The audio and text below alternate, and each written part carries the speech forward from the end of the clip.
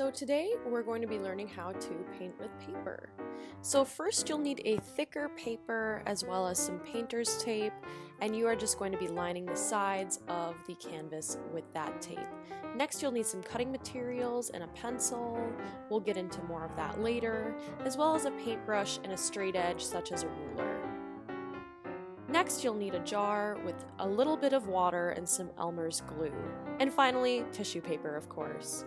So first you're going to be mixing the glue and the water until you get sort of a sludgy consistency.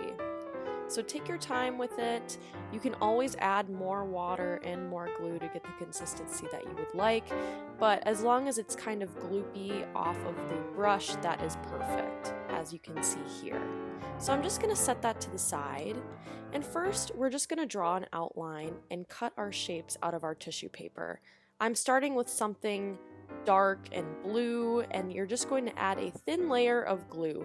Leaking does happen, so don't worry about it. Just continue applying pressure and getting all the sides down. Next, you're going to add another thin layer of glue on top, and of course, again, add pressure with either your finger or the brush. Next, you're going to experiment with cutting, so you can trim, cut, and even tear your pieces if you want to get a certain texture. And as you can see, I'm using that top layer of blue glue for that bottom layer for the pink piece.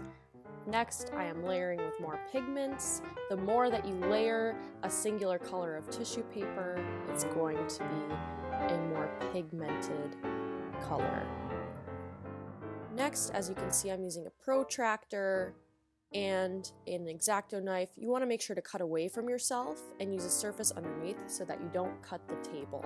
That's very important, and I'm just cutting away a little piece in the middle just to give it an irregular shape. And you want to make sure that you're thinking like a painter.